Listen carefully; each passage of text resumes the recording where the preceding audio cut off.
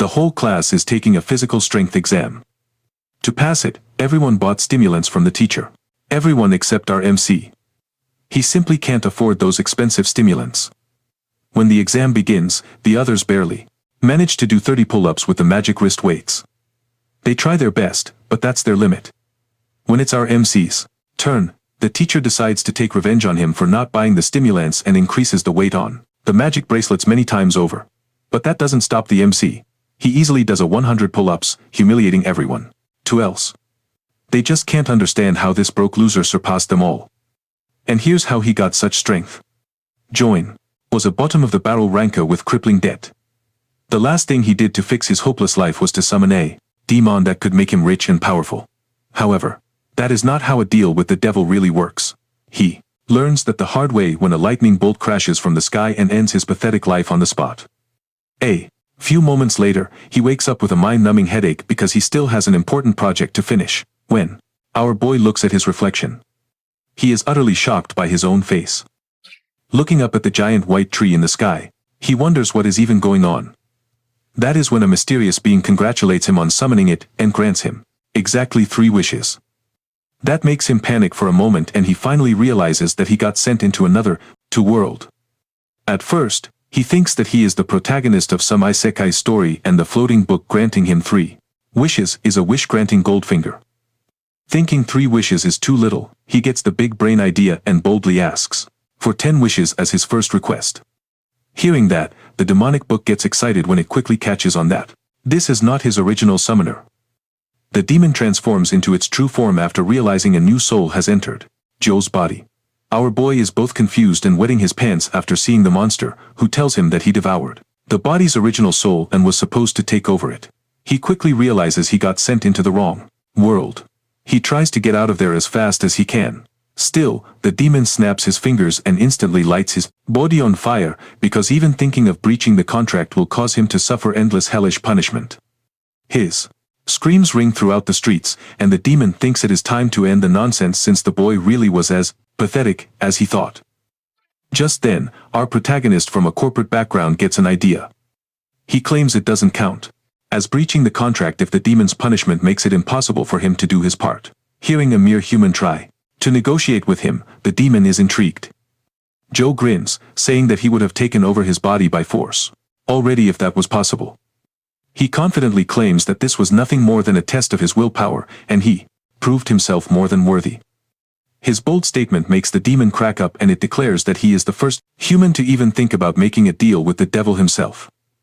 Suddenly, he gets a chance to sign the contract, and the demon agrees to give him a fresh start if he achieves just one of his wishes. However, the bastard also makes his first wish to get 1,000 more wishes. The demon rubs it in his face that he has no choice but to accept, since he is pretty much dead otherwise. With no choice left, he tells his new boss that the deal is done and signs the contract with his own soul on the line. The next morning, he finally reaches his apartment, running around looking like a drug addict who got attacked by dogs all night. His new boss ditched him right after the contract was finished, but he decides to suck it up since he is practically a slave now. Anyway, as he enters the apartment, he notices that the place is completely run down, and there is no one inside. Suddenly, he picks up a death note signed with blood, and wonders what the hell is wrong with his family. Right then, he hears a loud voice from behind and gets whacked by a metal bat in the back of his head. The rude intruder yells at him for ignoring his calls, but his partner tells him not to beat the kid to death. His buddy warns him that the kid could be dangerous since he is an oracle. Confused and furious, our hero asks the guys who they are, and the blonde guy politely replies with a brutal kick to his chest, asking where his useless hag of a mother is. Then the guy trashes on him for having a stupid mom who burns herself out trying to pay off debts for her deadbeat son like him. He is amused that his mom does not realize he will always be garbage and calls both him and his mother a waste of oxygen. Suddenly, Joe remembers the time from his childhood, when he told his mom he did not want to be a loser anymore. He saw a nightmare where his mom worked so hard. She died from exhaustion and worried deep down that it might just happen one day. When he asked what would happen if he did not awaken as an oracle, his mom simply told little Chen to stop worrying. She said that even if the whole world went down, she would always be there for him and told him to be confident in himself. Back in the Present, he gets fired up and throws a lightning speed punch at the blonde guy's face out of nowhere. While the scumbag is blown away, his partner hears a loud thud and tells him to stop before he kills the kid, only to see his body fly right past. After the dust settles, his face looks so bad that even plastic surgery cannot fix it anymore. Seeing that, the other two stare at the sudden shift in his aura and think he had a breakthrough in real time.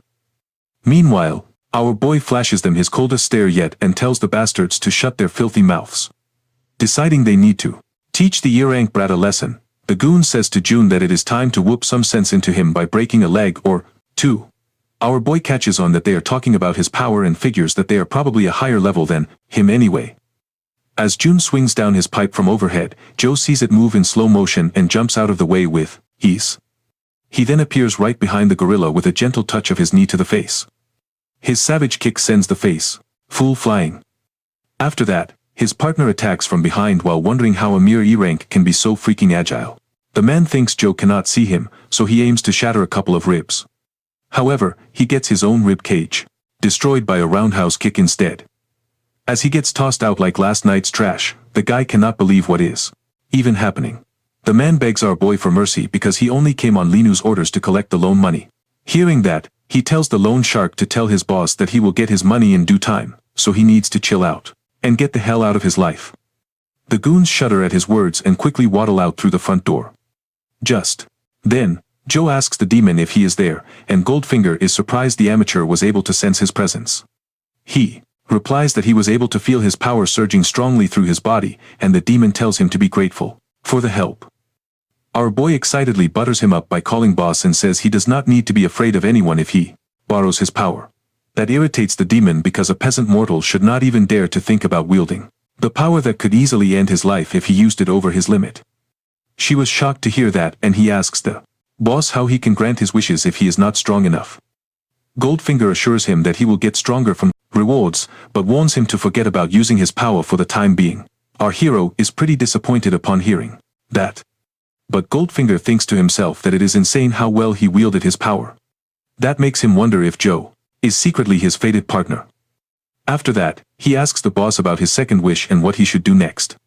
But the demon simply tells him to forget about it and just do whatever he wants for now. Hearing that, he sighs because there is a lot he has to learn about the new world, and it looks like his new body will not be that useful. He pulls out Joe's phone to get a better idea about what the boy's life was actually like. First, he notices that he did not get a single message or call from his family. But when he opens his sister's text, what he sees leaves him completely speechless. She texted him a while ago to come as fast as he can because their mom had fallen into a coma. Later at the hospital, he throws the door wide open in suspense. Inside, he sees a girl who seems to be his sister hunched over in deep worry in front of their mother's bed. It takes him a moment to realize that the atmosphere is painfully uncomfortable, which makes sense since he ignored his sister before. He walks up to her and looks at the woman in the bed, who is supposed to be his mother. He cannot believe how bad her state is compared to the memory he has of her in his mind, and he wonders if it is all Joe's fault. With a guilty look, he apologizes to his sister for being late, and asks how their mother is doing. But she just smiles in anger, asking what lame excuse he is going to give her this time. She repeats all the stupid excuses he made in the past about training and summoning demons. Suddenly, she bursts out on him. Unable to believe that he could not even come out to see his mom, who went into a coma because she ground herself down to the bone to pay off his loans. He goes quiet when she says their mother nearly died because she ran out of money to pay the hospital bills after paying off his endless debt. After venting everything out, she tells him they have had enough and passes him a card with 6 months of his expenses, saying she will take care of their mother herself. He sweats in confusion, asking what that means, and his sister calmly says that he is dead to her. Later, outside, Goldfinger senses his dark emotions and asks why the human girl's words hurt him so much. The demon assures him he was not the one who caused it, but he remembers that Joe's sister reminded him of his pathetic self, who once made the same mistake. That makes his boss laugh and he tells him not to let it delay his plan. Hearing that, Joe asks him if getting stronger will solve all his problems, and the demon confirms that they will all go away if he proves he has what it takes. With that, he is fully determined to start his training arc. Meanwhile, at a nightclub, the debt collector's boss tells his secretary to get their team working fast because his customers will not wait around. but his secretary informs him that a student actually beat up 3 of their guys. Hearing that, the gangster remembers that his men tried to collect payment before the deadline and ruined his reputation. His secretary says he will give them their punishment, but he also explains it is a serious problem because the student beat up guys who were way above his level. That catches the boss's full attention, and then he quickly grabs the report, with Joe's profile on it. He thinks the boy is far stronger than he makes it seem because no amount of skill can let a level 2 win against a level 3. In the end, he orders his secretary to keep tabs on the boy. The scene then shifts to our hero out on a morning jog. His friendly neighbor offers him a good deal on supplements, but he tells the old man that he will come back later. Looking at how energetic he is, the man wonders if maybe he got a girlfriend or something. However, Joe has been busy getting used to his body and getting jacked while gathering information ever since he got discharged. He learns that the people with abilities are called oracles and that he got into deep debt because the supplements to get stronger cost an arm and a kidney. While he is not sure what the ceiling is, he's been getting pretty swole with just a few days of training and drugs. As he is thinking this, someone calls him, and when he picks up the phone, the voice on the other side yells at him that he forgot to come back like their teacher asked. Hearing that, our boy suddenly remembers that he completely ghosted them.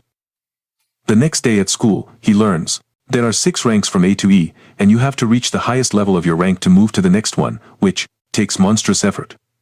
Because of the huge difference, the world is divided into 5 layers, where the E ranks and normal plebs like him are in the outermost zones. Meanwhile, the D rank and higher are in the inner layer. Realizing he is bottom-tier trash, he decides to get stronger as fast as he can so he can enter the middle layers quickly. Suddenly, a Neanderthal hits him from behind with a booger and laughs in his face.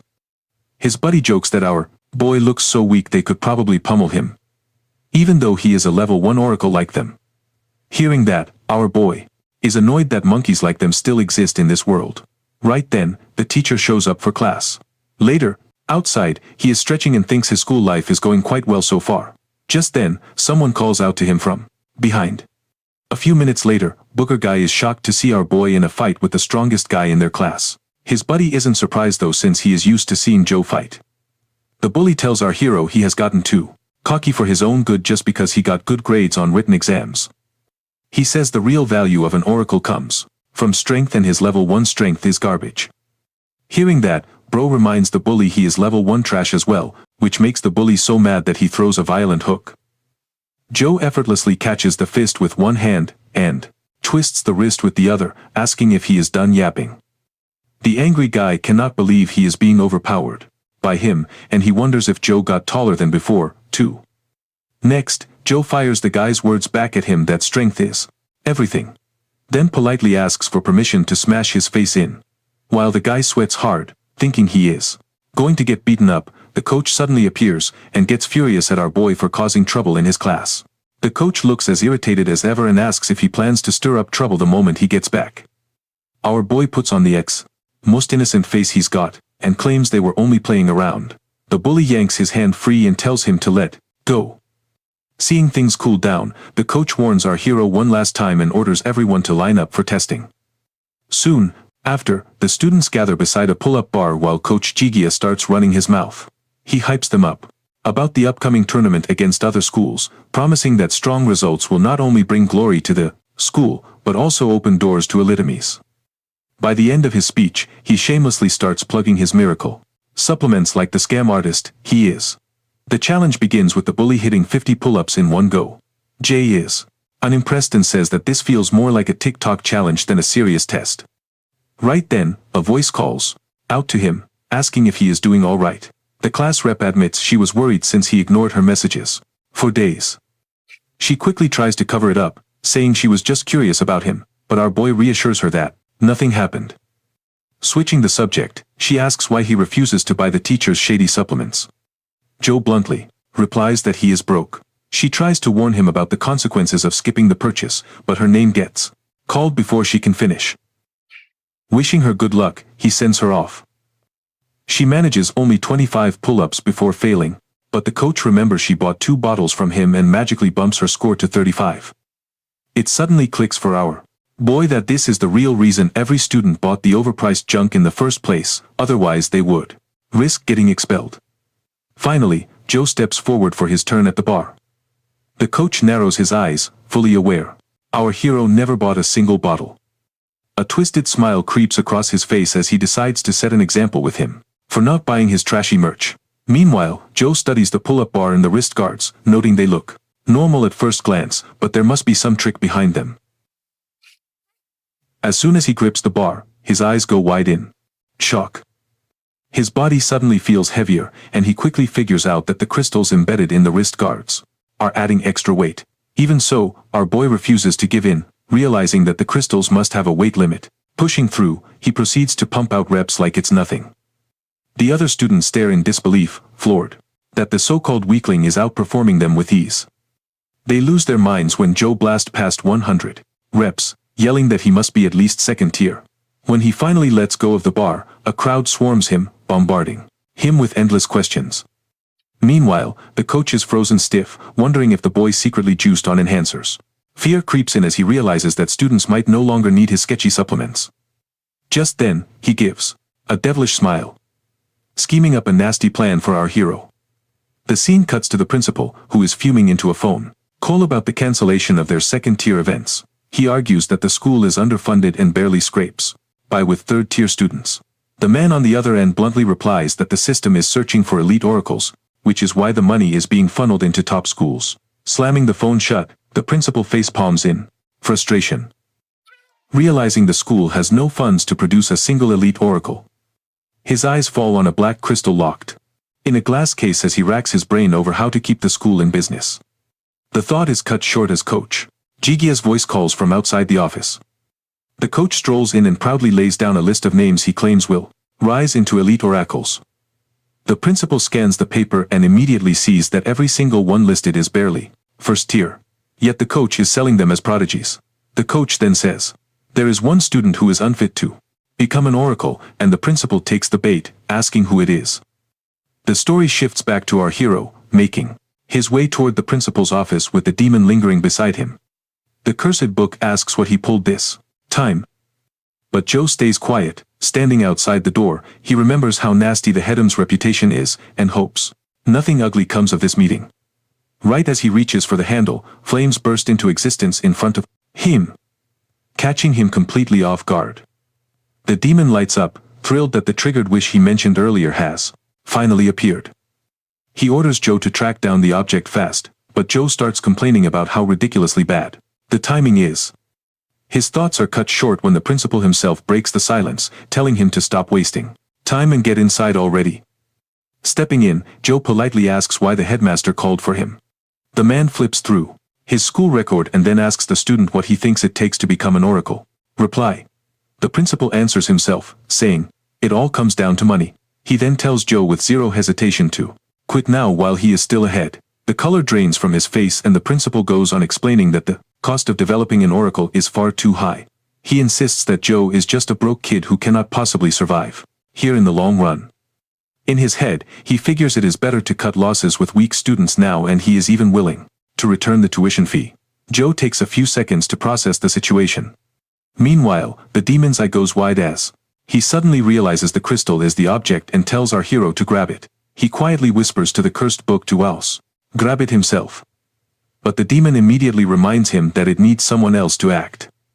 Joe pauses, lost in thought, realizing that he absolutely has to get into the mid-city zone, which means he cannot afford to be expelled here, no matter what. He studies himself and recalls that not a single student from this academy has ever gone beyond A2 level, which is exactly why these students are considered so valuable. Our boy then asks the demon if he can decide the reward for this mission. At that moment, it clicks for the demon what Joe is planning. But before he can speak, Joe cuts him off and declares that he wants to borrow power skill. Goldfinger explodes, shouting at him, reminding him just how insane and dangerous that choice really is. But our boy is locked in. He argues that if he ends up expelled, then the demon's wish may never come true and demands that the cursed book trust him. Reluctantly, Goldfinger caves in and admits that whatever happens from here cannot be blamed on him. A glowing panel materializes in front of Joe, asking if he wants to borrow power skill. He accepts instantly without hesitation. The principal then interrupts his thoughts, asking if he has any final words. He answers firmly that he wants the principal to assess his level again and only then decide. The principal shakes his head at the hopeless request, but extends his hand anyway. On contact, he notes that Joe's strength is greater than what the records suggest, but still, not nearly enough to stay. Closing his eyes, Joe realizes this is his last chance and desperately tries to absorb as much star energy as possible. He then begins to emit pure aura, shocking the principal. Even the demon is taken by surprise since he never expected the kid's energy to surpass the power he lent him. The principal staggers back in shock, trying to process what just happened. It hits him that Joe somehow broke through and reached the 4th level just now. Grinding his teeth, the man regains his composure and calls on our boy, telling him to participate in the upcoming school tournament. Joe blinks in surprise, trying to figure out why the heaven's tone flipped so suddenly. Once the dust settles, he pieces together that the guy probably wants to drag Lee to school out of the trash and use him to show off in front of the education department. The principal admits that to make ends meet, he wanted to weed out the useless students and then apologizes for catching Joe in this mess. As a reward, he grants him a full scholarship plus 6 bottles of supplements each week. He lays it down straight, saying, our hero has to represent their school, because the entire future of the academy is riding on him. Realizing just how desperate the man is, our boy shoots his shot and asks if he can have the black crystal on the shelf. The principal explains it's carved from black star crystal, originally brought back by the previous head, and it represents the school's faith. But then he sighs that if the school collapses, its symbol means nothing. So he agrees that he will hand it over. Our hero responds with confidence, promising he'll give his all to win the tournament. The principal then shifts topics and asks how he got that strong. Joe plays it off casually, saying he was hiding his strength. The headmaster nearly chokes, thinking that masking a level is the ultimate pro gamer move, and swears he won't breathe a word of it to anyone. Just then, a woman walks into the office and the principal instructs her to escort Joe to the elite class. A short while later, she explains that the entire 2nd floor is reserved only for elites. Shifting the subject, she casually asks what kind of connection he has with the principal. But Joe brushes it off without giving her anything. Right then, Coach Gijia comes storming in at full speed. He apologizes, saying he begged the headmaster to reconsider the decision, but it was of no use. The female teacher cuts him short, clarifying that Joe isn't being expelled at all, and he's actually being moved to the elite class. She adds that the principal is now looking for him, which makes the coach's face lose all color. Later that night, he drags himself back to his tiny apartment and crashes onto the bed. He mutters to himself, wondering how on earth a broke kid like him is supposed to reach level 4 in such a short window. The demon immediately cuts in, reminding him of the mission at hand. Goldfinger warns that his power won't trick humans forever, and he admits he already figured that much. Still, he reasons he's got free supplements and dodged expulsion, so life isn't looking too bad right now. Looking at his phone, he realizes the real crisis is still the mountain of debt, and he needs to cook up a money-making plan fast. The next day at school, he looks more depressed than ever. Looking around at the dusty, run-down area, he wonders what kind of dump he just walked into. Out of nowhere, someone calls his name. A man waves from a distance, telling him to come over with a huge smile. They strike up a conversation and the man apologizes for not finding him sooner since he's always buried in class duties. The guy introduces himself as Teacher Jen, and Joe immediately asks if he's really the only teacher here. Jen scratches his head, admitting the school hasn't been doing great and he's the only one assigned to the advanced class. He adds that they use the innermost section for training, which is why the outer halls are just collecting dust. Pushing open the door, the teacher reassures Joe not to worry, insisting the facilities are still top-notch.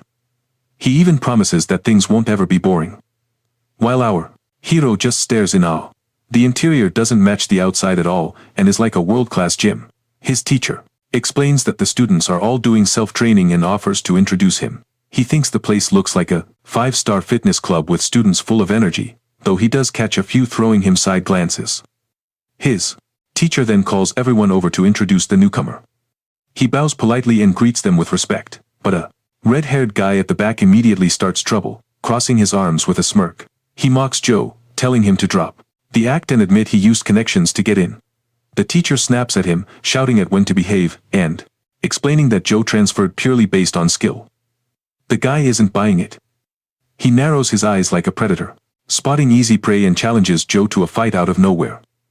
The students instantly light up, thrilled to see a duel for the first time in ages and start spreading rumors. A blonde student at the back asks what's going on, and a pink-haired girl explains that a fight is about to break out. That sparks the blonde's interest and he quickly asks more about this so-called transfer student. Back with our hero, the teacher advises him to refuse the challenge, but Joe accepts without hesitation. He calmly adds that he's fine with the match as long as lethal force is off the table. Meanwhile, in the school office, the principal is nearly bursting a vein, demanding to know if the new kid is already picking fights. The teacher explains on a call that our boy accepted Wenhao's challenge. Back to the fight. Neither side backs down as they face each other and farm mad aura. The principal finds it odd, but figures the kid just wants to know his current level, so he grants permission for the duel to take place in the arena. Sometime later, the two students stand behind separate desks as the teacher goes over the rules. First, there can be no outside interference. And secondly, both fighters must compete at the same star level. Wen finds it difficult to believe that Joe is really also an E-rank oracle. Their teacher then wraps up the instructions, strongly reminding them that striking vital points is absolutely prohibited. The two opponents start circling each other while the teacher reminds them that lethal force is not allowed under any circumstances. He continues that whoever loses cannot retaliate afterward no matter the outcome. A clean strike to the face or a surrender will end the duel immediately. With a wave of his hand, their teacher signals the start, hoping to finish quickly when Hao charges forward and aims straight for his neck. He doesn't even flinch and catches his arm, throwing him off completely. The redhead instantly swings again, realizing this guy might actually be the real deal. When Hao unleashes a barrage of relentless strikes, but Joe slips past each one with calm precision. Frustrated, Hao suddenly shifts gears and tries to land a kick. The leg twists midair and the redhead unleashes his signature move, wind hook kick. Joe manages to block with his arm, though the redhead grins, assuming the match is decided now. From that very position, he surprises him with a sharp kick aimed at Hao's neck. The redhead tries to recover, questioning how the hell this guy even knows martial arts, catching himself before falling. Wenha thinks the only thing that matters now is guarding his face at all costs. But just as he turns back, Joe calmly taps him on the nose with a closed fist. With a smirk, he asks if that means victory, leaving Wenhao frozen in disbelief. The arena goes silent for a bit until Teacher Zhang officially declares Joe the winner, who could not believe that he actually lost to someone, and everyone is surprised at the shocking outcome of the match. They think our boy is just too strong. Meanwhile, he thinks the match ended far too quickly. But still, he managed to learn something from it.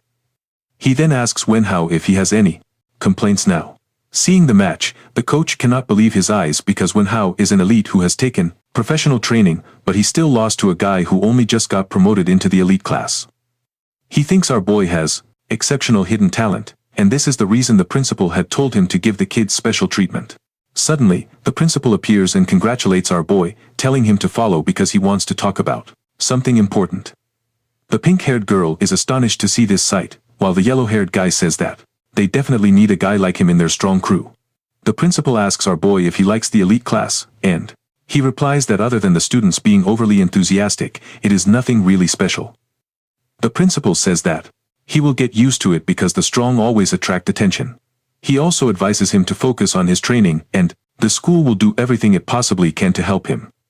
Hearing this, our boy thinks that the principal now trusts him. So he decides to ask if he knows about any ways through which the students can make money fast. But he tells him instead to keep focusing on training so that he can earn a larger amount of money in the long run, and the time school can also help financially if his family is going through a rough patch. Our boy tells him that it is nothing like that and thinks that now he has to find another way somehow. When he is training in the gym, he reminds himself that he should be careful because the school has very strict policies against student loans. He wonders where he can learn to make some extra money. But suddenly, the yellow-haired guy appears in front of him and compliments him on the match. He then asks our boy who he is, and he asks the same question right back to him. Meanwhile, the girl tells Shen that he is being rude, and she apologizes to our boy that he is sometimes a little annoying. She introduces herself by saying she is Sue, and that the pain in her side is Shen. She tells him that both of them are his seniors and they can help him if he is confused about anything at all. The annoying guy then says that they are a team from now on and he is the team leader, so he will personally take good care of him. He then asks our boy about the combat technique which he used against Wen Hao. But our hero says that he does not know anything about such techniques at all. The leader gets surprised when our boy tells him the move he used was only just a reflex. He says that Wen Hao will be furious when he finds this out, and Sue quickly says that she will explain it to him. She explains that combat techniques are special super moves, which a person learns from scrolls or memory stones, and the more mastery one has over it, the stronger it becomes. They have many different types and strong fighters combine these techniques into their fighting styles. Shen then tells him that Wen Hao used a D-rank combat technique in the match, one known as the hook wind kick. Hearing that, our boy thinks that must be the reason he was unable to block the kick properly, and he will have a greater chance of winning if he can acquire such a technique. He asks if they are rare, and the leader explains that their rarity depends on the ranks. The school teaches them the basic ones, but they can learn the powerful only in two conditions. They either buy them or someone shares it with them. But they are really expensive. In today's market, even a basic D-rank technique can cost around 500,000. Showing off, both of them tell him that they have got a combat technique and they can show him if he wants to see it. Joe thinks that these two must be really rich because such a huge amount is nothing for them. Suddenly, it strikes him that he can ask them about the different ways from which he can make quick money. He asks them if there is a fast way for him to earn money. But he says he does not want to do anything illegal like robbing a bank. Shen tells him that his only option is the Blackwater district, but Sue quickly tells him not to utter such nonsense. He then says that he has heard anything can happen there, but the school forbids students from entering that district. After that, the leader asks our boy how much money he needs for the technique, and he says around 300,000. Both of them immediately check their accounts, but they are completely broke. Meanwhile, our boy thinks that he will check out the Blackwater district after school. Anyway, because he really needs the money right now. He reaches the district by using the maps and thinks that it is really close to his home. No one can think that he is a student because he is not wearing his uniform anymore. He even for matter asks the boss what he thinks about the district, but he does not get a single reply. According to what he has heard, the outer zones do not have strong fighters and his power level is equal to a level 4 oracle, so he can easily handle anyone. If the situation gets worse, then he is sure he can at least run away safely. After taking a closer look around, he thinks that this area has definitely been abandoned and wonders if this really is the miracle donde, but he can still see faint footprints around which lead him toward a hidden secret pathway. He then, finally, reaches the miracle zone after carefully going through the pathway. In the miracle zone, our boy sees the dirty 2020 surroundings, and all the shady dealings. He thinks that no one talks about this place because it has no laws and literally anything can be done to make a profit. After seeing all these things, he gets a glimmer of hope that he can really make enough money to pay his debt. Suddenly, he asks the stalking goons for how long they are planning to follow him. One of the goons compliments him on his sharp instincts and says he was planning to strike when he was completely careless. But now the situation has changed and he is going to beat him down in front of everyone. He says that he has seen plenty of boys like him before, the rich children who come to the Blackwater district in disguise and then become prey for them. Joe thinks that he is some kind of idiot because he himself is completely broke. The goon then says that he is an oracle, so it will be useless if he tries to escape. He tells him that if he wants to live, then he should just follow his orders and empty his pockets. Hearing this, our boy says to him that he sure is really rude, and in a single strike, he suddenly knocks the leader out cold. The other two get pissed that he knocked the leader out because he was not being careful. So, both of them dash straight towards him to shank him. Suddenly, wooden crates fall on both of them, and a mysterious girl quickly grabs our boy's hand and orders him to come with her. Both of them flee from there and reach a hidden safe place. Joe thanks her for her help, but in reality it is just a nuisance for him because after beating the two guys he was planning to question them. The girl acts like she already knows our boy and asks him what he is doing here. After saying that, she suddenly panics because she remembers she has to lay low. He questions her if he actually knows her, but she changes the topic by saying that she just read his name on his collar. After noticing the name tag, he removes it right away. He thinks it is a good thing that the girl doesn't know him because he never realized his name had been written on his collar all along. He thanks her for telling him this while she is just glad that she didn't reveal her true identity. She advises him to hide his information properly because this area is really dangerous and then says that she will get him out of here. But our boy refuses her offer because he is here to make some money. He decides that he should walk away because if she finds out he is a student, then he will be in deep trouble. When Joe leaves, she thinks that she definitely knows who he is and wonders what a student is even doing in the miracle zone.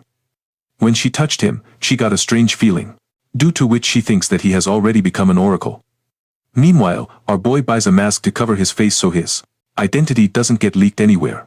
When he is thinking that he hasn't found any way to make money, a stranger approaches him and tells him that he is the local tour guide and he can answer all the questions he has. Hearing that, our boy is intrigued and asks him if he knows about a place where he can make some quick money. The guide is really happy because he thinks that he has increased the head count by 1 and proudly tells our boy to follow him. He takes Joe to a fighting arena where he asks if this is an underground fight club. The guide says that he is right, and this is the most efficient way to make fast cash. He explains that today the winner will get the prize money, along with a specific amount of money from the placed bets. He says that oracles also join these fights. So these matches are high risk, high reward. After taking a look at the ongoing fight, he thinks that he definitely has a chance to win it all. The guide asks our boy if he wants to take part because he can get him betting chips. He tells him that he will take his chance at the prize money anyway. Following our boy, the mysterious girl also enters the fight club and starts to look for him. Suddenly, she sees our boy standing inside the ring and wonders what he is doing here. The ugly guy is acting all high and mighty in front of Joe, saying that he is a seated fighter, but our boy knocks him out in a single strike. The crowd thinks that this is boring because every fighter is being knocked out in a single punch. Our boy thinks that he should end this as soon as possible and he also deals with the next 2 fighters right after. Seeing these fights, the club boss gets all confused because he only let him fight since he looked weak. The lackey tells him that after watching all these fights, all the fighters have forfeited and the customers are demanding refunds because they think all these matches are staged. Immediately, the boss tells his subordinates to arrange a special match because he isn't going to let him leave with all the prize money. Meanwhile, he defeats his last opponent and asks if now he can have the prize money. The announcer says that the crowd is all excited from these matches, so they have arranged a special match. Our boy thinks that they never planned to hand over the cash prize. On the other hand, the lackeys bring out a trolley to which a monster is attached. The announcer says that the special match will be against the Niflin, also known as the Freak, and seeing him, Joe is genuinely surprised. The NPCs unbuckle him from the trolley and the Freak falls on the ground like a dead body. They immediately run out of the ring and lock it tight. Bro just stands there thinking about what is happening. Suddenly, the Freak wakes up from his sleep and has a really menacing look on his face. A fat guy in the crowd comforts his girl by saying that he can easily beat the monster in a single punch. But in reality, he almost pissed his pants after seeing that beast. The mysterious girl wonders how something like that could even be here. She knows that Joe can't handle it on his own, and she can save him with her abilities, but then her cover will be blown and her plans leaked. Meanwhile, our boy thinks that it's unfortunate that the boss isn't here at such a time, and he is definitely going to have a hard time defeating this monster. When he stares into his eyes, he feels as if he is prey and the monster is the hunter. His sixth sense is screaming at him to get away because this thing is extremely dangerous. The Freak dashes toward our boy to land a lethal strike, but our boy uses his instincts to dodge the attack, and he would have been dead if he didn't do that. After this, he decides that he has to get serious if he wants to survive. The monster pushes him into a corner and seeing that, Joe decides that he has to finish this as soon as possible. He borrows strength to increase his level and he punches the Freak straight into the ground. The monster lies there and he thinks that the fight is finished, but it suddenly attacks again, which he barely evades. He is astonished that his strongest attack has no effect on it, and he quickly moves away because he knows he cannot defeat it in close quarters. Dashing around in the arena, our boy evades its attacks and looks for a weapon that he can use to defeat the monster. He then breaks the Freak's claw and uses it as a dagger to quickly cut the monster's neck. The cut isn't deep enough to kill it, but now our boy can actually fight back. He knows that he is much stronger than the monster, so he can kill it if he can get close one more time. With that thought, Joe dashes forward, but the monster releases some mysterious gas, which turns out to be just steam. The monster uses this fog as a distraction and attacks our boy from different sides. He can't see a thing inside the fog, and the freak is using this chance to deal damage to him, because it fears that our boy will kill it the moment it makes a single move. Our boy knows that he can't allow this, because he will be killed if the time runs out.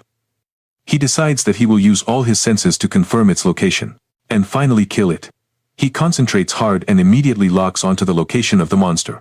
After that, he grabs it by the hand and cuts it clean off.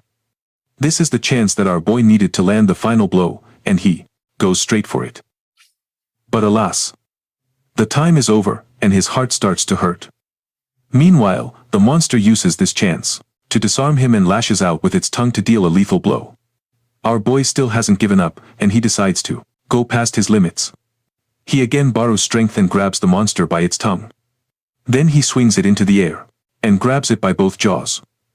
He uses all his power to rip the monster open and finally kill it. Meanwhile, the officials watching through the cameras have no idea what they're seeing. The boss asks nervously if the new kid finally went down, but his face quickly turns pale. Inside the arena stands, the white-haired girl stares wide-eyed at Joe, wondering how he even pulled that off.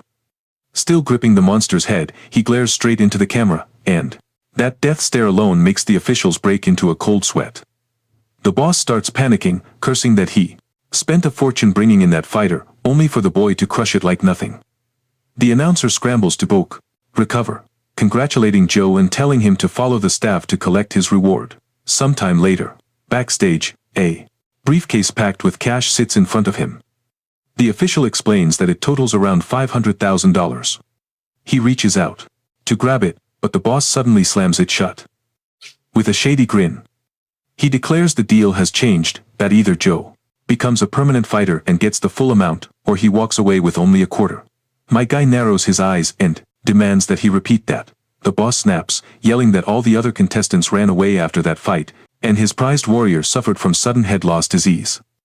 Our boy fires back that this wasn't their original deal. He reminds him the term said that the fighters aren't liable if their opponent dies in the ring. Asking again if that wasn't the agreed condition.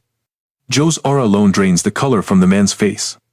Giving off murderous vibes, he demands the full payment, or else there will be consequences.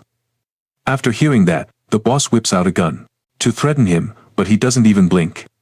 In one motion, our hero dismantles the weapon and snaps the thug's finger. Screaming in pain, the boss orders his men to fill the kid with bullets. His lackeys instantly draw their guns, ready to fire. He just sighs in annoyance, visibly getting more irritated by the second. Outside, the white-haired girl tenses up as sudden gunfire erupts. A moment later, a man is hurled through the window, flying like an empty soda can, staring at the unconscious bodyguard on the ground. The crowd wonders if some kind of movie is being filmed. The white-haired girl, however, suspects this chaos is all the handiwork of Joe.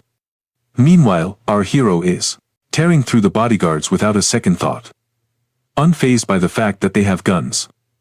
A bald thug raises his gun to fire, but he slams his head straight through the wall instead. Bursting outside, he bolts with the cash in hand while the thugs upstairs yell orders to capture him. As he sprints through the streets, he realizes he's hitting his limit and his body is slowing down. His injuries are also slowly draining his strength. Suddenly, a hand grabs onto his hoodie and yanks him into a narrow alley. The girl from before quickly clamps a hand over his mouth as the thugs rush past without noticing. Once the coast clears, she tells him he's safe, and Joe recognizes her face from earlier. She instructs him to save his strength and tells him that she knows of a hidden escape route. Guiding him to a tunnel, she warns that if he doesn't move now, the thugs will seal off the entire district and capture him. He tries to respond, but she cuts him off, telling him to get moving. With no other choice, he thanks her and darts off into the tunnel. After he's gone, she taps on her communicator. On the other end, a voice angrily demands to know where she disappeared.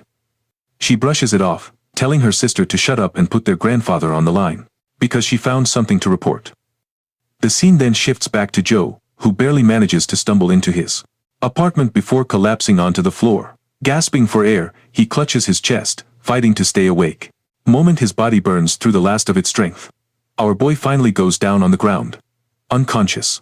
He drifts into a dream where his mother apologizes for lying about getting better.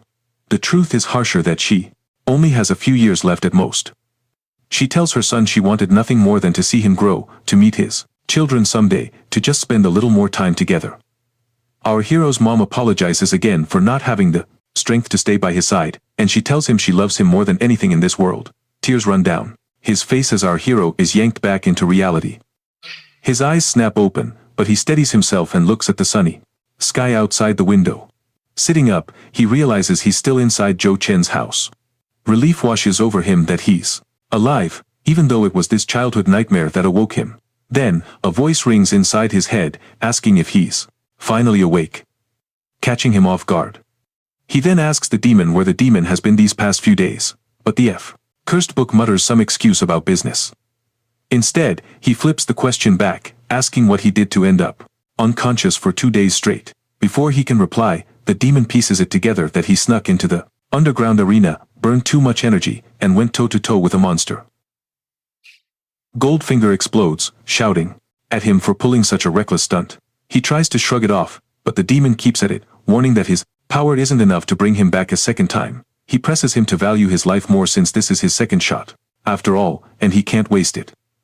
That actually makes Joe smile and he thanks the demon for watching his back. Goldfinger relaxes a bit, then admits the monster he fought doesn't sound like it came from this world.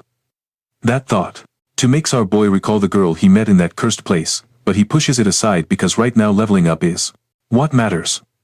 Just then, he remembers his reward from last night and he immediately snaps open the briefcase to reveal those stacks of crisp bills. The demon mocks him for risking his neck over money, but he replies that at least for now, he doesn't have to worry about his debts until after the tournament. Looking down at himself, he says that he has to patch up this injury before heading back to school. Rubbing his head, he groans about how he still has to hit the hospital, the bank, and classes all in the same day. At the hospital, the doctor checks him over and says the wound will heal quickly as long as he keeps it clean. Noticing the speed of recovery, the man asks if our boy happens to be an oracle, to which he says yes. Immediately, the doctor shifts gears and tries to sell him a membership plan. He shoots him down instantly, asking for the normal medicine instead. Feeling relieved that the monster's tome wasn't poisonous, he watches the doctor hand over some ointment. But as soon as he takes the bottle, he freezes and stares in disbelief. He asks the doctor why the bottle is glowing, but the man just gives him a weird look, insisting it's an ordinary container. My guy doesn't buy it for a second, clearly seeing it shine in his hand. The doctor tries to push the membership deal again, saying the counseling sessions would help with his stress-induced hallucinations. But he ignores the shrink. Out in the corridor, Joe notices the strange flow of energy everywhere. Holding out his hand, he sees it glowing brighter and realizes it must be tied to star energy. Remembering the underground fight, he suspects that battle triggered some kind of awakening. He then smiles, thinking that if he can truly sense star energy now, he can absorb it much more efficiently. Just then, a man walks past, radiating a bright green aura, and Joe forces himself to act normal. After the guy passes, he sneaks another look and breaks into a cold sweat, thinking, this man's star energy is on another level. The green-haired stranger pauses, sensing something, and wonders if he just got scanned, but then shakes it off. On his communicator, a voice starts blasting him at him, demanding that he track down the alien star immediately. The green-haired man tells the person to calm down since he plans to stick around the country for a while. The voice pushes back, reminding him that the boss's prophecy marked the alien star as a boss-tier threat, one that needs constant monitoring. Sliding off his sunglasses, the green-haired man smirks and says the boss worries too much. He declares that if the alien star really is their enemy, then he'll crush them without hesitation. The next day at school, the principal starts scolding our boy for skipping both classes and his calls. He apologizes and says he got caught up in some personal matters. The principal softens his tone, showing more concern than anger, but he reassures him and asks if this is about the tournament. The old man shakes his head and explains that he has full confidence in him for the tournament. Instead, he asks if the school can help him out if he is in real trouble. He reminds our boy that the school's top priority is to help support elite oracles. Joe smiles and tells him not to worry, promising to give his all in the tournament, which finally puts the principal at ease. A little later, Shen and Sue rush over to catch up with him, asking what went down. Shen remembers our boy mentioning a combat technique before and then digs through his pockets. Pulling out a credit card, he explains that they managed to pull together 300,000 for him, which he can always pay back later. Hearing that, he freezes in surprise. After realizing how seriously the two had taken his words, he thanks them, but admits he's changed his mind about getting that technique. Just then, Wenhao appears, looking unusually shy, and offers 50,000 as an apology for his earlier behavior. Our hero thanks him for the thought while Sue starts interrogating the redhead, asking if he has some shady ulterior motive. Wenhao admits he only wanted to make up for calling Joe a fraud and now hopes they can be friends. Sue leans in and whispers to him, asking if they should let the guy join, and he shrugs, saying he doesn't mind. Sue then turns to Wenhao and asks if he's fine being the fourth member, and he replies that ranking doesn't matter to him. Shan instantly tries to boss him around, telling him to fetch a water bottle, which sparks a heated discussion between the two.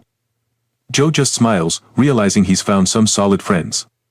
The scene then fast forwards to him running on a treadmill, recalling that oracles absorb more energy during physical training. However, the absorption rate turns out painfully slow. Even with the training gear strapped on, most of the energy still leaks out. Joe figures this must be the reason so many people never move past level 1 and tells himself he needs a better method fast. That's when Shen steps in and suggests a duel match, claiming it works far better than boring solo training. It suddenly clicks for our hero that Shen might be onto something since he did awaken his new ability during that fight. With that thought, he orders Shen to gather everyone. Moments later, Shen and Sue launch a combined attack against him. He fends them off, feeling satisfied with the results before telling the two to rest. He points out they've been going at it for over an hour already. While Shen and Sue gasp for air, Sue admits she thought he was joking when he mentioned a 1-on-2 spar, and Shen adds, this training method is insanely effective. He then looks over at Wenhao saying it's his turn now, and the redhead smirks more than ready to dive in. Watching the group, Joe concludes the theory is correct since everyone's absorption rate is soaring and they'll be leveling up faster than ever. As for himself, with a naturally high absorption rate, he can push the test further. In this world, supplements are diluted to keep them safe. But even then, people with poor absorption barely benefit from using them at all. By contrast, the borrow power skill is 100 times more concentrated than any supplement. And if he absorbs it recklessly, his body would literally explode. But if he could control the flow and take it in slowly, then leveling up at insane speed might actually be possible. With that gamble in mind, Joe activates the skill, immediately unleashing heavy waves of aura. The raw force of the energy catches him off guard, but it makes sense since the ability allows him to boost 2 levels in one shot. Tensing himself, he forces the energy into a thin controlled stream and starts absorbing it. His body locks up under the strain, every muscle screaming from the overwhelming pressure. Focusing all his willpower, Joe notes how quickly the energy fills him up, faster than anything he has ever felt. Then panic hits and his body feels like it's about to burst apart. Seeing no other choice, he points his hand upward and releases the overflow. Energy blasts out in waves, forcing his friends to shield themselves from the crushing pressure. They can't believe what they're witnessing, muttering in shock over how Joe suddenly turned this overpowered. That's when Goldfinger appears because he is drawn by the disturbance. The demon freezes at the sight before him. Joe, drenched in sweat, calmly tells him he managed to absorb the power. The demon can hardly believe that the boy pulled it off and then wonders aloud if Joe really is his long-awaited soulmate. He asks the boss if he said something, but the boss changes the topic by saying that he is just happy our boy is not dead. After hearing all the commotion, the coach comes running and asks what happened, and Sue tells him that Joe is the one who released all that energy. The coach is surprised to see the amount of star energy and he immediately tells the assistants to bring the measurement device. After measuring our hero's power, they come to know that he has already become a level 3 oracle. At first, the coach cannot believe his eyes, but then he rushes toward the principal's office to tell him about this because he is the first level 3 oracle that the school has seen in a very long time. Meanwhile, Sue asks him how he can level up so quickly and asks him to teach her the method. He tells her that it is because of all the training he has been doing, and he decides that next time, he will do this in private so he doesn't cause unnecessary trouble. Hearing this, all 3 of them get excited and they increase the intensity of their practice. On the other hand, our boy asks the boss why he did not get angry with him this time. He says that now he has gotten used to it. Goldfinger can use all his powers if he just wants to. Level up quickly because he needs Joe to get stronger, but he tells the demon he has no need to worry. He's been storing a mountain of star energy. And once he settles into this new strength, he's going to level up again. Simple as that. The boss hears this and goes completely silent. Time moves fast, and the competition comes closer. And our hero trains like an absolute unit until finally the big day is here. The whole squad is buzzing when they step into the venue. Sue gets excited because she can't believe she actually made it here and says that her mom would be proud. Shen's flexing some knowledge, pointing out that this year has the biggest crowd of participants so far. When Hao cuts in and asks him if he's ready for the level 4 bracket, the guy is salty that he didn't level up in time to join, but Joe just shrugs. The principal's words still echo in his head, that you should give it your all, and if things get too messy, just forfeit. No shame in living to fight again. Since the arenas for level 3 and level 4 are split, the three of them part ways, leaving him to prep on his own. Meanwhile, the principal and coach roll into the VIP area, looking around like kids in a candy shop. The coach chuckles, saying, "This is the kind of luxury they've been waiting on. All thanks to their school finally sending a fighter into the level 4 bracket today." Suddenly, Principal Wong shows up and congratulates the principal on making 2 high-level students in just a few months. The principal acts humbly and says it has nothing to do with him. It is all because of the students' hard work. He only helped them meet their needs. He also thanks Wong for his help because he gave him all the key information about the competition. After the Reformation, the government announced grants for the winning schools. And because of these grants, the difficulty of the tournament will also rise. Suddenly, an arrogant guy says that a hillbilly has forced his way into the VIP lounge and is causing all this commotion. The principal wants to give him a reply, but Wong stops him and says not to mess with them because they are all principals of schools who have already won this competition before. The principal says that is all in the past and no one really knows who will win this competition. The white-haired guy tells who to enjoy this scene for the first and last time so he can remember it clearly. The coach asks the principal if the students will be fine because they are taking part in such a high competition for the very first time. Hugh then asks the coach what he thinks about his students. He answers that all of them are talented and Joe is a prodigy who is much more talented than any genius. The principal tells him that they just have to believe the students. In the stands, the class is cheering for Joe, but she is worried about him and she is really nervous because she has come here for the very first time. At first, she could not believe that our boy was taking part in the competition. But now she is here cheering for him. A week ago at the school, she was thinking that Joe had become the rising star of the academy. She could not meet him anymore because now he would not bother with anyone from the lower class. While thinking all this, she is about to crash to the floor. But our hero shows up and catches her just in time. He asks her if she is okay and she thanks him, then asks what he is doing here. He tells her that he saw her, so he came over to say hi. She admits that she thinks now he is an elite and will never meet with anyone from the lower class. He tells her that friends are forever and no matter what happens, they cannot be changed. Hearing this, she feels happy and thinks that Joe has not changed at all and he can win the tournament for sure. The announcer declares that the contestants are coming to the stage and the class representative gets all excited after seeing our boy walk out with the others. The announcer says he welcomes everyone to this year's exchange competition and this event will be hosted by him and his partner Lillian. Hearing that name, the crowd goes absolutely wild because she is one of the most famous idols in the entire country. The diva says that she is here to work hard and today she is just an ordinary announcer because the contestants are the real stars of this competition.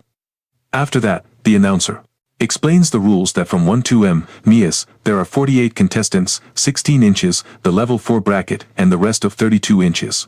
Level 3 bracket. He says that the hall is for the level 4 bracket only, and the rankings will be based on scores from both brackets, which will later be converted into points. The contestants will face each other one by one, and the winner will move on. He will then face the winner of the other match until there is only one fighter remaining. The time limit is 30 minutes and the match ends when one contestant either surrenders or has no ability left to fight.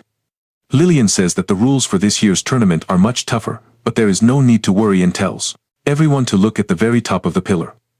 The crowd gets all excited when they see the S-rank celebrity sitting in the hole. To show off his dominating power, he casually shakes the floor with just a finger. The announcer explains that the master has set up this special ring, which protects the audience from stray attacks, so he can also repair the ring instantly after each match. He also tells the contestants to wear the gems because they act as contestant certification and can also protect them in dangerous conditions. Everyone is whispering that Ensrank is truly terrifying, and our boy thinks that his power is almost equal to Gojo. The dude looks so carefree about everything that he doesn't even feel nervous. The idol says that the results will be displayed on the gems, and she officially announces that the competition now begins. The very first match ends in just 17 minutes and the winner is Xian.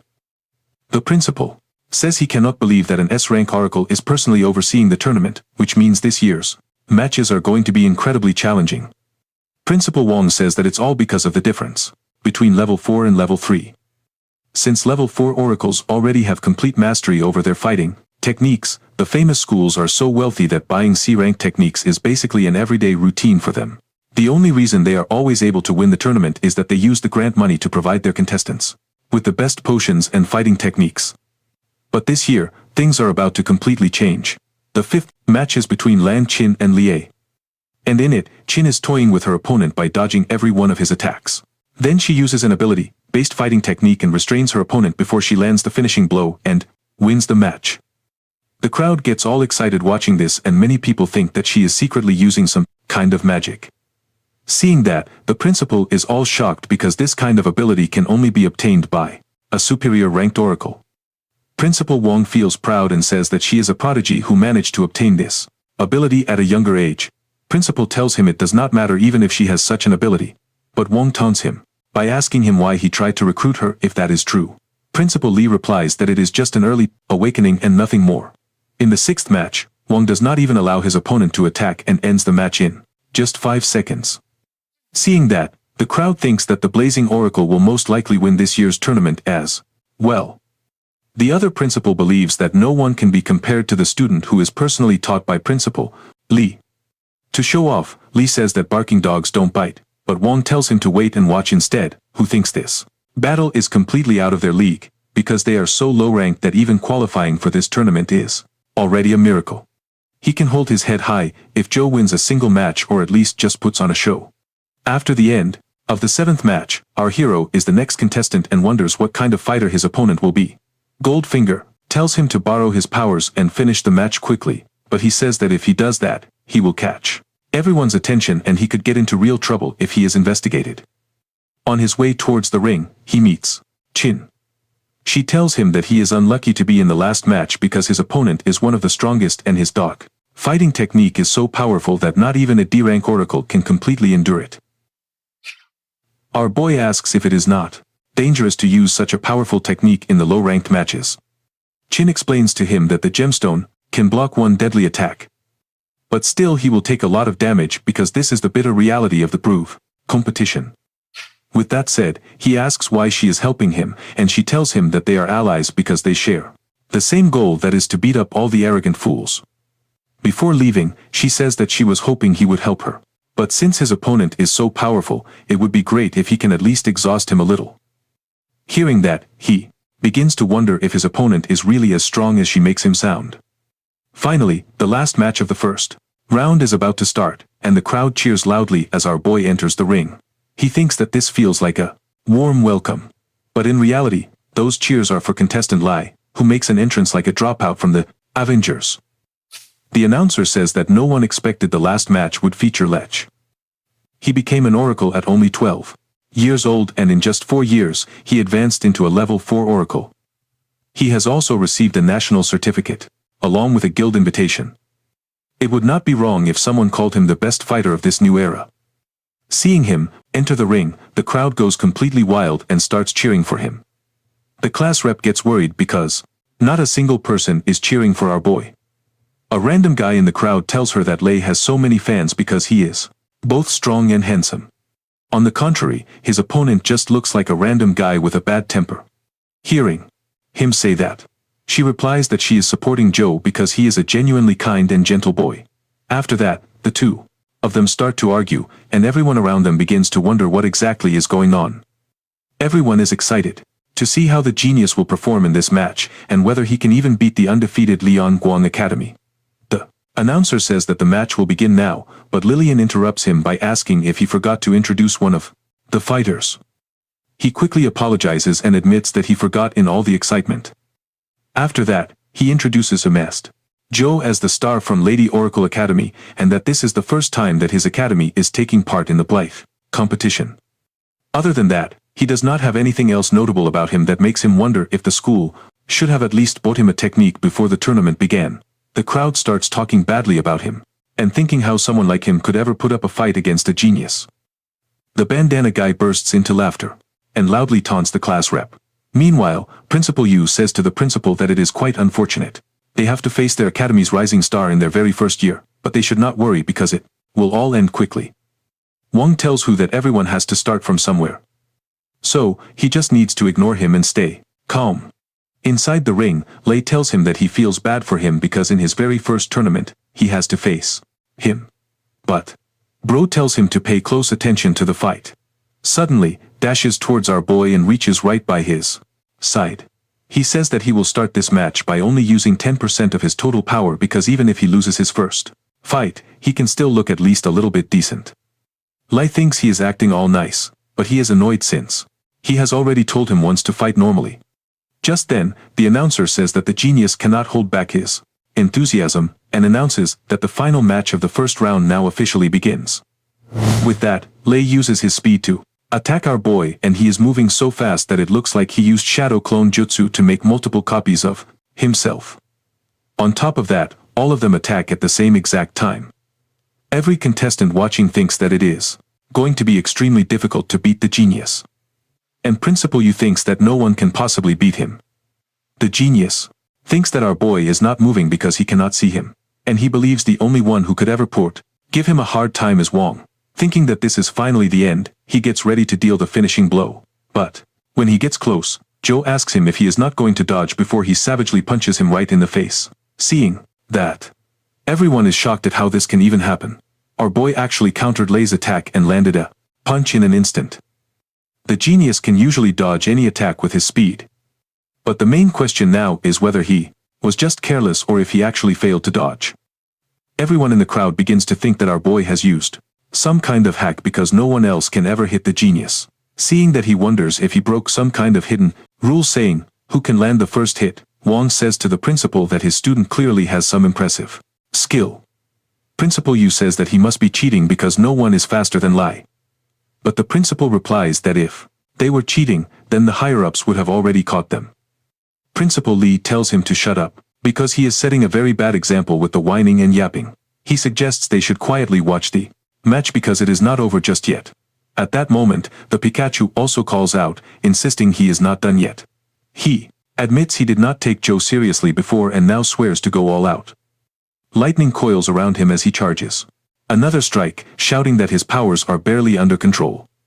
Lei continues to summon even more bolts, but our boy stands calm, not even blinking. He finds it almost amusing that Lai has this much star energy packed inside him. Suddenly, a flash of yellow lightning shoots past Joe, catching him by surprise. The guy deflects against the barrier and bounces around the arena like a hyperactive pinball, gaining speed with every strike. The announcer shouts that Lei is about to unleash his trump card, while Lillian keeps on adding useless fillers. Lai grins, convinced he already has the win secured, and dives from above to deliver a supercharged kick. Our boy does not bother to dodge or defend. Instead, he calmly throws a single punch straight into Lei's face. The combined momentum of his charge sends Lai crashing uncontrollably across the arena floor. Joe calls out to him that he should have attacked earlier when he still had a shot at victory. The announcer then declares that Pikachu is down again. This time, the stone shifts red, confirming that the Pokémon is unable to battle. While the announcer celebrates Joe's victory, he wonders briefly if Lei will be alright, though the stone should have prevented anything fatal. The crowd erupts, stunned by how fast the match ended. With Lei defeated, Chin enters for the second quarterfinal match and secures the win without breaking a sweat. Next is Wang, who crushes his opponent easily without breaking a sweat. The crowd finds the beast's strength to be unstoppable. Yet, most eyes drift back to Joe. The messy hair kid then gives them a death stare that makes the whole section freeze with fear. In the fourth match, Ran from another oracle school faces our boy and puts up a fierce fight. However, Joe dodges every strike with veteran-like precision. He ends the fight with a light punch to Ran's head, sending him crashing to the ground. Watching from above, the officials comment that our boy has yet to use any combat technique, relying only on raw energy control. One of them wonders he may be hiding his play, true level or worse, using drugs, which would be a serious violation of the tournament rules. Back in the arena, the announcer starts hyping the semifinals, calling Joe up against another fighter, Lou. He freezes mid-sentence as officials in dark suits walk onto the stage. The audience whispers in confusion, wondering who they are. 1. Inspector orders our hero to wear special equipment and release his star energy. The crowd realizes these are tournament inspectors and begin buzzing, suspecting Joe is being accused of cheating. The boy starts sweating that he might have gone a little too far and makes a note to limit his powers. The inspectors read the results, which says the readings are stable and within limits. They then announce to the crowd that the contestant isn't cheating. They then step away and the announcer then shouts in disbelief that our hero is officially confirmed as level 4 and the semifinal is cleared to begin. The crowd processes this for a moment and then goes wild that our hero is actually legit. Across the stage, Lui starts to shake and his face pale as the realization hits him. It ends instantly as Joe knocks him out cold with one decisive strike. The announcer nearly loses his voice, screaming into the mic, while Lillian continues to add useless fillers. Up in the stands, Principal Wong turns to our principal, praising him for producing such a monster of a student. The guy smugly accepts all the remarks, and the other principals who once mocked him rush over to praise him, too. He smiles politely, though the attention makes him a bit uncomfortable. On the other side, Lee and Yu watch with clear annoyance. Irritated by the sudden crowd of cried bootlickers, our principal allows himself a proud smile. Thinking Joe truly kept his promise and upheld the honor of their school. Back on the arena floor, the last semi-final is called, and Chin walks up the stage with tense determination. Across from her, Wong steps forward, his eyes gleaming with a predator's hunger as if he has just spotted his next prey. Chin's juniors roar encouragement from the stands, distracting the beast for a split second. She spots the gap in his guard and launches forward, charging up her strike. With flowing cloud hand, she slams the attack into his chest. Hang doesn't stumble, only looks mildly irritated, and then stares her down. Her confidence starts crumbling as panic seeps in, realizing the hit barely scratched him. Wong clamps her wrist with ease, asking if she honestly thinks she's talented. Chin snaps back, telling him to beat it, and drives her elbow into his face. He doesn't even blink, and says that he finds this situation to be hilarious. Desperation fuels her next move as she charges another blast and binds him tight with her magic until he looks like a mummy. She then uses wind-style kicking and pounds his wrapped body with relentless strikes. For a moment, she relaxes a bit, convinced that all her blows landed and must have done some damage. That hope shatters instantly, as Wong suddenly stands behind her like a ghost, draining the blood from her face. She tries to turn around in disbelief, wondering how he moved so fast, but it's already too late. He drives his fist into her, using his blood rage arts, and sends her flying into the barrier, cracking open. As the shards scatter, Chin drops to her knees, barely able to breathe.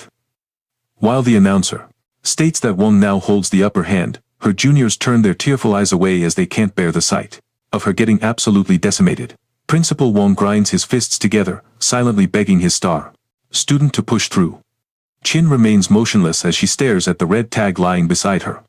Her voice trembles as she whispers that she can't afford to lose. The sight of the red tag then pulls her into a flashback at school, where she walked into a room buzzing with worried students. One girl who was crying told her that if the academy shut down, she'd be forced to drop out despite her dream of becoming an oracle. She then puts her arms around the two girls in a reassuring hug, promising not to let that happen. Chin swore back then that she would win the tournament to bring the academy the funds it needed to stay open, though the black-haired girl doesn't look convinced. Chin insisted she had never gone back on her word.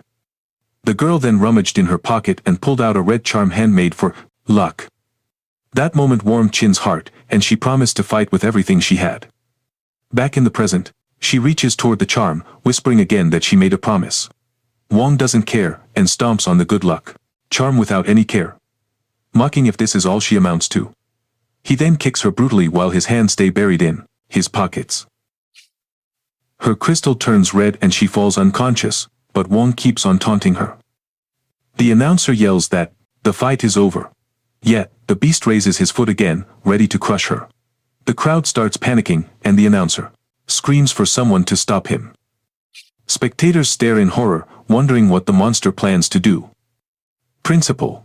Wong's voice cracks as he begs for someone to save his student.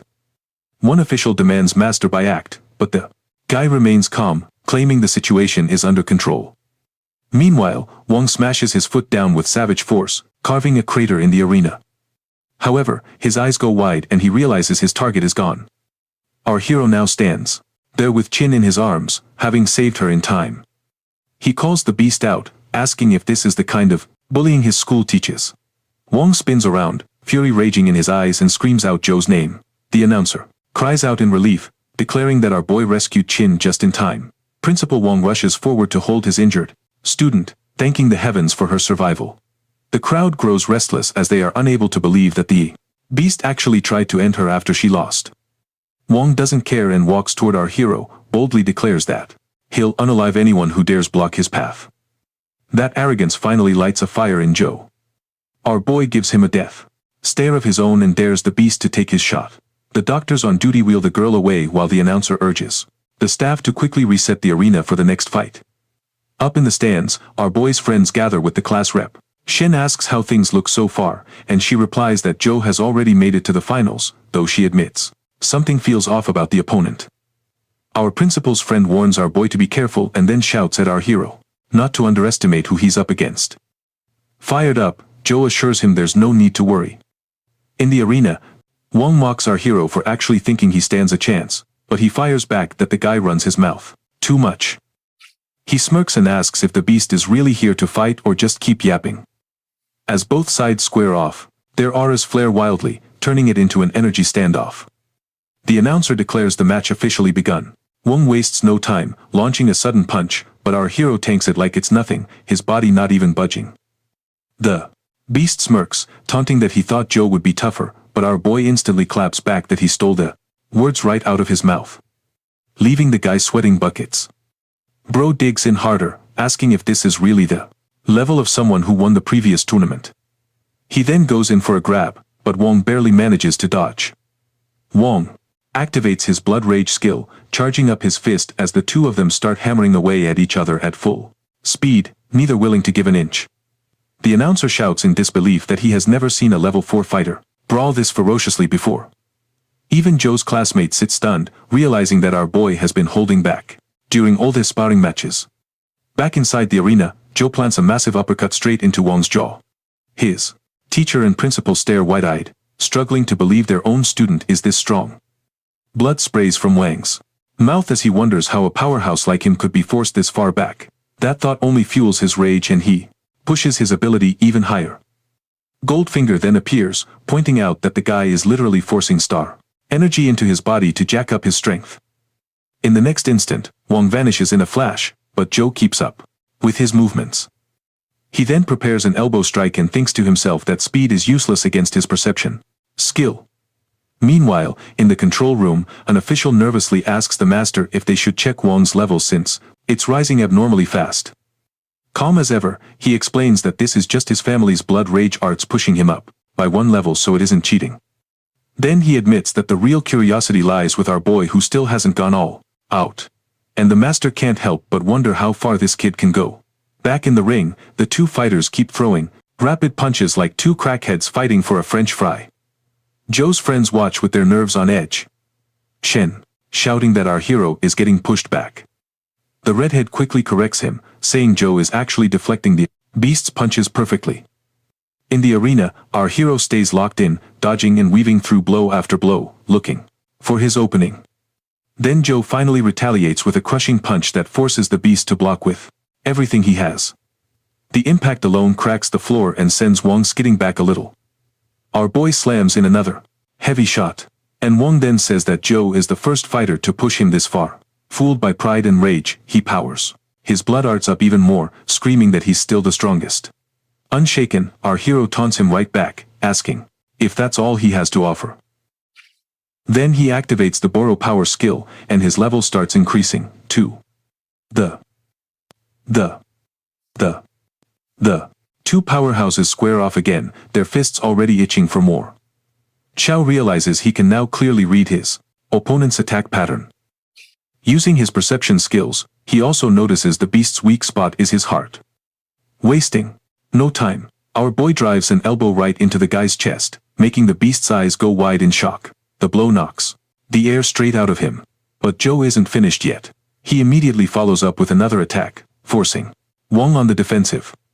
The beast blocks punch after punch, each one heavier than the last.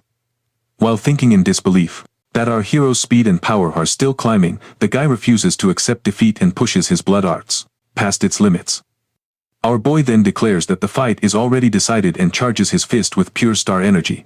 Wong screams for him to die, and sends a massive punch of his own. Their fists collide, sparking a huge explosion that blasts shock waves across the arena. Spectators throw up their arms, shielding themselves from the violent blast. The principal is glued to the battle, frantically demanding to know what just happened. As the smoke clears, the announcer shouts that Wong is still standing. But in the very next instant, the beast collapses and his crystal falls to the ground, which is now red. The last one left standing is none other than our boy. With that, Lita School officially claims first place in the level 4 category, as well as the entire championship. Joe's friends start celebrating hard, screaming that they finally won the tournament. His teacher and the principal also cheer for him, shouting that he made their school proud. Tears stream down the principal's face as he declares they won't have to beg for money anymore. While his teacher deadpans at his dramatic reaction, the same principals who were mocking him earlier now rush forward to congratulate him, shamelessly sucking up to save face. Meanwhile, Wong's principal is fuming at the humiliation. And even last year's runner-up principal is left unsure of what to do. Much to Principal Lee's surprise, his supposed ally abandons him completely and bolts without looking back. Master B decides to take his leave as well since the tournament has wrapped up, and the official thanks him sincerely for his efforts. On his way out, B's eyes suddenly narrow when he spots two unfamiliar figures watching from the Dowland Seacher side. He instantly wonders if they're here to scout Joe. An old man murmurs to the girl next to him that he never expected such a backwater school to produce such a monster. He asks if she can bring our hero into their guild. The girl, Lynn, admits they were childhood friends, but now Joe doesn't even recognize her. Even so, she swears she'll use everything she has to recruit him. Back inside the arena, the winning team stands lined up proudly on stage. Cameras flash as the principal promotes Lady School live, milking the victory. Our hero smiles for the photos while he thinks this feels harder than the actual fight. The next day, the principal pulls him aside and admits he owes him a massive favor for carrying the wind. True to his word, he hands Joe the black crystal, which makes the demon super excited. Still, the principal warns him that Major Arachlemes will come calling now and reminds him not to forget where he came from. After their talk, our hero steps outside the office only to immediately run into his friends. They greet him happily with papers in their hands despite it being summer break. Shen throws an arm around him and explains that every top academy sent them admission letters early and they've all been accepted. Our boy congratulates them one by one, but they insist the real credit belongs to him. Shen then gets serious, declaring boldly that together, they'll become the greatest team in the future, which leaves our hero a little confused. Sue quickly explains that even though they'll attend different meets, they can still meet up and stick together. Joe just smirks, saying he's looking forward to it since he'd be bored out of his mind otherwise.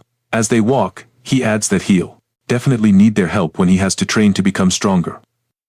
Suddenly, another figure steps out from the corner, catching them all off guard. The class rep looks straight at them with determination and asks if she can join the gang, too, because she wants to grow stronger right alongside them. The class rep gets starry-eyed when she finally steps into the elite classroom. She thanks our hero for his help, but he brushes it off, saying it was the principal, Leu. Then also thanks the principal, who replies that he's happy to help. He adds that he plans to make these facilities available to everyone, with many more changes coming in the future. After winning the competition, the principal finally has the funds to do what he wants, all thanks to his students. He then praises everyone for their efforts. While the gang jokes that all these changes are happening right after they leave. Sue asks the class rep why she's training so hard even though it's vacation time and there's no competition. She shares her backstory, admitting that she never thought she was any good, but she got fired up after seeing everyone work so hard. She continues that she wants to apply as a special cultural student, which still has a 1-month deadline, making the pink-haired girl cry. Sue then grabs the class rep's hand and promises to help in any way she can. Shen asks Joe what he plans to do and if he's decided on a school yet. He reveals that he hasn't received a letter yet, which catches everyone OFG guard since they all got theirs instantly from the 5 majormies. The principal clears his throat and calls out to our hero, saying he has something to tell him. He hands him a red envelope and explains that it arrived just recently. Shen sigh in relief, saying he knew there was no way our boy got duped. Joe reads the letter carefully and says out loud that it's from Dawn Academy. Everyone is shocked at the name and the blonde yells out that it's the academy sitting on top of the chain. Our boy asks him to explain, so he goes into story mode. He explains that there are 5 majormies that serve as symbols of authority and strength. However, one stands above all, the Dawn Academy, which has the authority to poach any student they want. Joe then asks why there aren't 6 milmies instead of 5. The principal replies that the true value of that academy can't be measured and all of them were built to prosperan, combat the rift. He gets serious as he says the information is strictly confidential, but agrees to tell them anyway. You see, the rift is another dimension filled with overpowered monsters. If they manage to escape into the real world, all hell will break loose. That's why envoys are sent in to eradicate those monsters whenever these portals appear. Although clearing a rift is extremely profitable, the risk is far too great. The man reveals that he was once part of a rift clearing squad. However, it only took the death of one key member to throw the entire team into chaos, and it was ultimately disbanded. Even though other Mies also require students to clear rifts, Dawn is just built different, so he warns him to think carefully.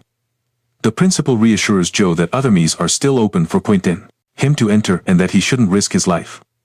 However, he has already made up his mind and says he'll join Dawn. The big man smiles like he already knew the answer and comments that he will definitely reach new heights. Shen throws his arm around him and says they will grow stronger together, so the rift will be a piece of cake for all of them. The blonde then notices that the deadline is only 10 days away, while normally it lasts about half a year, making our hero sweat. Our hero tells them that he has to prepare and can't train the class rep, but the gang reassures him that they'll manage. Returning to his apartment, he starts making a list of everything. Just then, the demon book appears and makes the crystal float in front of it. Extending an arm, it touches the crystal and absorbs something from it. The black crystal falls to the ground and shatters, making our hero nearly have a heart attack. Shu is heartbroken and whines that he wanted to exchange the crystal for money. Goldfinger tells him to let it go since it's useless now, and instead asks how the school visit went. He reveals that he got accepted into Dawn Academy, a perfect place to earn money and get stronger. The only problem is that he will have to raid rifts. The demon book tells him that rifts are nothing to fear since star energy originates from there. Our hero then changes the topic and asks if there's any reward since one of his wishes has already been fulfilled. Goldfinger gets a bit angry that he's being treated like a wishing well, but agrees to help out since the rifts are tied to his own wishes. He tells Joe to endure it and releases dark energy toward him. Our hero absorbs the dark aura and the sitting system informs him that he's unlocked the ability divine creation. The power reshapes his entire body as he bears through the pain and reaches level 6. Once the process completes, our boy asks what just happened. The system explains that he now has the power to create anything using his energy. Goldfinger reveals that the ability once belonged to his old friend Sato and that it can literally create anything. The rewards from before are nothing compared to this. To one, he wonders if this is just some fancy way of leveling up, but Goldfinger scolds him, saying levels aren't everything. The demon explains that levels only affect one's basic physique. The first awakening at Dank truly determines a person's future, which is why he gave Joe this skill to avoid awakening something completely useless. Just then, it hits him that Chin had an ability type awakening, too, and that normal combat skills pale in comparison to it. He then fully realizes that entering a rift takes more than brute strength. Goldfinger tells him the skill's power depends entirely on the user's mindset, and urges him to test it out already. Chu notes that after the remodeling, he can no longer feel star energy being absorbed. Even the system panel now looks like a video game interface. Looking at his stats, he wonders if there's a shop feature, but to his disappointment, it's locked. Bunch of other functions are also locked until he levels up. He then checks the level up screen, which gives him several side missions, but he doesn't have enough soul points to start. Goldfinger asks what's taking him so long, and Joe explains that he'll need to enter the rift to level up, but he's not strong enough yet. The demon book starts, complaining that our hero is turning out to be pretty useless. Just then, a new system panel pops up in front of Joe, announcing that another wish has just been completed. His body begins to glow as he receives a new reward, mage armor. The equipment is of unique grade and can summon armor around his body to block attacks. He is thrilled since it not only boosts his defense but also increases strength.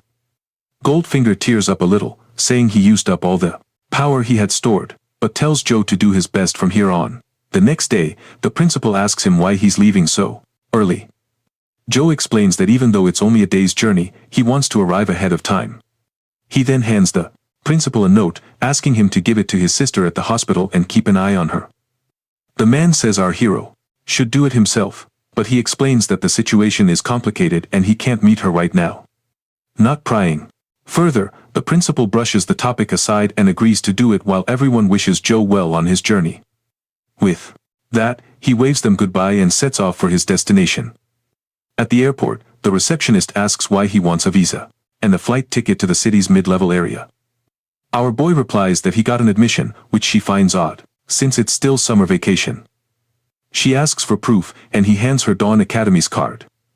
Her eyes go wide as she realizes what it is, thinking that she has never seen one in her entire career. She then stares at him in disbelief, while he just looks confused. He asks if she also needs the admission letter, but she quickly apologizes and says the card is more than enough. He's surprised that he doesn't even need a ticket, and she explains that someone of his status only needs one for the return flight. Sometime later, Joe is lounging in his first-class seat, wondering if this is also one of Dawn's privileges. Looking out the window, he hopes that Dawn Academy lives up to his expectations and enjoys the rest of the flight. Reaching the Dawnbreaker Academy, our boy feels odd as the environment is calm. He heads to the reception desk for registration. And when the receptionist finds out that it's Joe Chen, he gladly offers to take him to the school himself as someone was waiting for him. Bro is shook as he didn't expect himself to be important enough to be waited for. The receptionist leads him to a stone monument, instructing him to place his card on it. Despite the confusion, Joe does as he was asked. The next thing he knows, they're teleported straight to the academy grounds. The experience leaves him speechless. Soon after, the receptionist brings him to the person who's been waiting. A beautiful girl with long white hair. Lin N. She wonders if our guy remembers her. He admits that he does and that he's been hoping for a chance to thank her. To his surprise, she turns out to be his senior. Once the receptionist takes his leave, Joe wonders why Linen seems so eager to meet him. Before he can approach, Kui Chong steps in front of him, blocking his way. Linen frowns and tells Kui sharply to be respectful to their guest. Linen invites him for a conversation, but Joe asks to cut it short. So, she proposed an offer to him to join her guild, and the price she offered is 30 million. Hearing the price, Joe's mind is blown. Even Kui Chong wonders if Linen has lost her mind and begins to spit out crap for our guy. Angrily, Linen looks in his direction and questions since when he has been appointed to make decisions, sweating as he fumbles to explain himself, can't help but think. Why is she even defending him? Then Linen turns back to him, informing this is the highest she can offer. But Joe is torn between the offer and the skills he has to offer, just a mere E rank.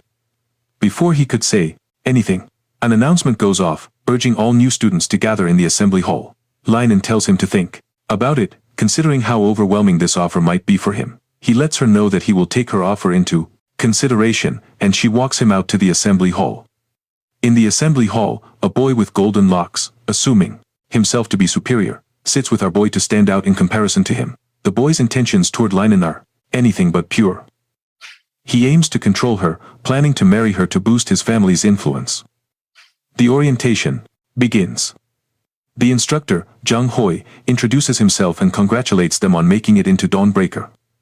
He calls them all geniuses, but quickly reminds them that right now they're just freshmen.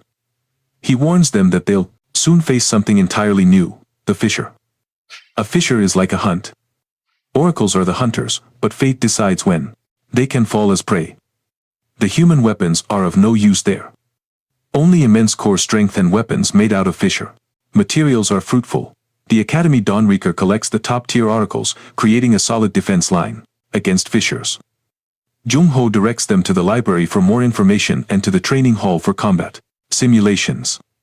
They can arrange their own schedules, but he makes it clear. Adapt and grow stronger or become useless. Here. Seeing no fear in their eyes, he declares the success of the first assessment. As a reward, each student receives a skill stone, a crystal that lets them absorb a combat ability.